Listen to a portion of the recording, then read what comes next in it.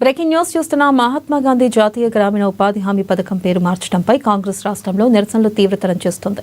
ఇదివరకే ఈ పేరు తొలగింపుపై పలు జిల్లాల్లో నిరసన కార్యక్రమాలు చేపట్టిన కాంగ్రెస్ పార్టీ ఇప్పుడు ఈ కార్యక్రమాన్ని గ్రామాన నిర్వహించాలని యోచిస్తోంది. ఈ నెల 28న ప్రతి గ్రామంలో గాంధీ చిత్రపటాలతో ఆందోళన చేపట్టాలని పార్టీ శ్రేణులకు ఆదేశాలను జారీ చేసింది.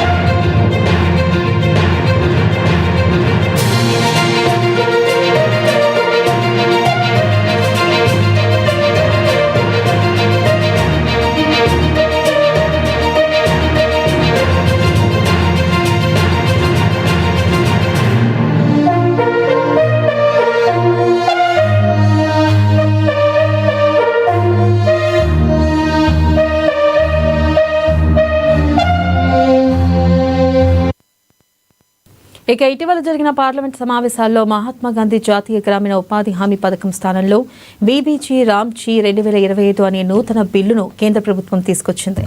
అయితే మహాత్మా గాంధీ జాతీయ ఉపాధి హామీ పథకం 2006 ఫిబ్రవరి 2న అమల్లోకి వచ్చింది. ఈ పథకం కింద గ్రామంలో దారిద్ర్య రేఖ దిగువ గల ప్రతి కుటుంబానికి తప్పనిసరిగా 100 రోజుల పనిచ్చేలా చట్టం చేయబడింది. 2009లో ఈ పథకానికి మహాత్మా గాంధీ పేరు జోడించబడింది. ప్రస్తుతం ఈ పథకం స్థానంలో కేంద్రం Viksit Bharat guarantee for Rozgar and Ajeevika mission బిబ్జీ రామ్జీ బిల్లుకు ఆమోదం తెలిపింది. ఈ పథకం గ్రామీణ ప్రాంతాల్లో అవసరమైన వారికి 125 రోజుల పాటు పనిని కల్పిస్తుంది. అయితే ఈ పథకంలో మహాత్మా గాంధీ పేరును తొలగించడాన్ని ప్రతిపక్షాలు తీవ్రంగా తప్పుపడుతున్నాయి. గాంధీ పేరును తొలగించడం అంటే ఆయన్ను అవమానపరచడమేనని ఆందోళన చేస్తున్నాయి. ఇక దీనిపై మరింత సమాచారాన్ని మా ప్రతినిధి హరీష్ అందిస్తారు. హరీష్, రైతు వెన్నెల మహాత్మా గాంధీ జాతీయ ఉపాధి హామీ పథకం సంబంధించి కూడా పేరుడు మార్చడం పైన కూడా కాంగ్రెస్ పార్టీ తీవ్రంగా వ్యతిరేకించింది. ఇదే అంశం పైన కూడా మొన్న దేశవ్యాప్తంగా ఏఐసిసి పిలుపు మేరకు అన్ని రాష్ట్రాల్లో గాంధీ విగ్రహాలకు సంబంధించి కావచ్చు, గాంధీ చిత్రపటాలతో, గాంధీ పాటలతో నిరసన దీక్ష చేపట్టిన నేపథ్యం అయితే కనిపించింది. ఇక ప్రధానంగా దారిద్ర్య రేఖకు దిగువగా ఉన్న పేద కుటుంబాలకు సంబంధించి కూడా గత కాంగ్రెస్ యూపీఏ హయాంలో ఇక 100 రోజుల పాటు పని దినాలను కల్పిస్తూ వాళ్ళకు జాతీయ మహాత్మా గాంధీ జాతీయ ఉపాధి హామీ పథకాన్ని తీసుకొచ్చారు. ఈ పథకం ద్వారా ఇక గ్రామీణ స్థాయిలో నీటి వనరులకు సంబంధించి కావచ్చు, వ్యవసాయ పనులకు సంబంధించి కావచ్చు, అక్కడ చిన్న పేద మధ్య తరగతికి సంబంధించి వాళ్ళకు ఆర్థిక చేయూతనిచ్చే విధంగా కూడా, ఎందుకంటే వ్యవసాయ పనుల ఆధారిత కుటుంబాలు ఉంటాయి, పాడి పరిశ్రమ ఆధారిత కుటుంబాలు గ్రామీణ స్థాయిలో నివసిస్తారు కాబట్టి వాళ్ళకు ఆ సీజన్ లో పని లేని సీజన్ లో ఈ పని దినాలను కల్పిస్తూ అప్పుడు వాళ్ళకు ఉపాధి కల్పించడమే లక్ష్యంగా యూపీఏ ప్రభుత్వం ఈ మహాత్మా గాంధీ జాతీయ ఉపాధి హామీ పథకాన్ని తీసుకొచ్చారో పథకము కేంద్ర ప్రభుత్వం దీన్ని భారత్ ఏదైతే పథకాన్ని కూడా మార్చివేసేందుకు మొన్న సన్నాహాలు చేసింది. వికసిత్ భారత్ జీరామ్జీ అనే పేరును ఈ పథకాన్ని తీసుకొచ్చారు. ఆ పథకంలో మార్పులను కూడా చేయడం జరిగింది. ప్రధానంగా గతంలో 100 రోజుల ఉన్న పని దినాలకు సంబంధించి 120 రోజులకు పెంచడం జరిగింది. కానీ కేంద్ర ప్రభుత్వం గతంలో 90% నిధులను ఈ జాతీయ మహాత్మా గాంధీ ఉపాధి పథకానికి ఇచ్చేది. ఇప్పుడు కేంద్ర ప్రభుత్వం తీసుకొచ్చిన వికసిత్ భారత్ జీరామ్జీ ఆ పథకం మార్పుతో 120 రోజుల పని దినాలు అలాగే 60% సంబంధించి కూడా కేంద్ర నిధులను కుదించడం జరిగింది.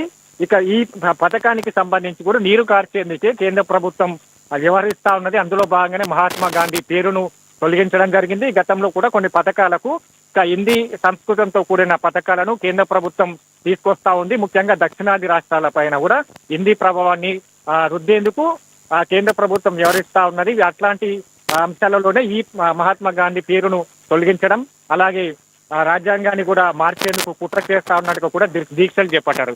దీన్ని కంటిన్యూ చేస్తూ ఈ నెల 28 నుంచి కూడా గ్రామీణ స్థాయిలో ఏదైతే ఈ దీక్షలను నిర్వహించాలని కూడా కాంగ్రెస్ ప్రభుత్వం భావిస్తా ఉన్న నేపథ్యం అయితే కనిపిస్తా ఉన్నది. కాబట్టి ఇక మొత్తంగా 125 రోజుల పని దినానికి సంబంధించి కూడా వ్యతిరేకిస్తా ఉన్నారు. నిధులను తగ్గించడం పట్ల కూడా కాంగ్రెస్ పార్టీ వ్యతిరేకిస్తుంది. మహాత్మా గాంధీ పేరును తొలగించడం పట్ల కూడా కాంగ్రెస్ పార్టీతో పాటుగా ప్రతిపక్ష పార్టీలు తీవ్రంగా పరిగణించారు. ఎందుకంటే స్వతంత్రాన్ని తీసుకొచ్చిన మహాత్మా గాంధీ లాంటి వ్యక్తి పథకం నుంచి ఆ పేరును తొలగించడం పట్ల కూడా ప్రతిపక్ష పార్టీలన్నీ కూడా వ్యతిరేకించాయి. కాబట్టి దీన్ని గ్రామీణ స్థాయిలో నిరసన దీక్షలు చేపట్టాలని కాంగ్రెస్ పార్టీ భావిస్తోంది. ఈ నెల 28 నుంచి కూడా పెద్ద ఎత్తున అన్ని దేశాల్లో అన్ని రాష్ట్రాలకు సంబంధించి అన్ని గ్రామీణ ప్రాంతాల్లో దీక్షలు చేసేందుకు రాష్ట్ర కాంగ్రెస్ పార్టీ సన్నిద్ధమైందని చెప్పొచ్చు. వినలా రైట్, థ్యాంక్ యూ హరీష్.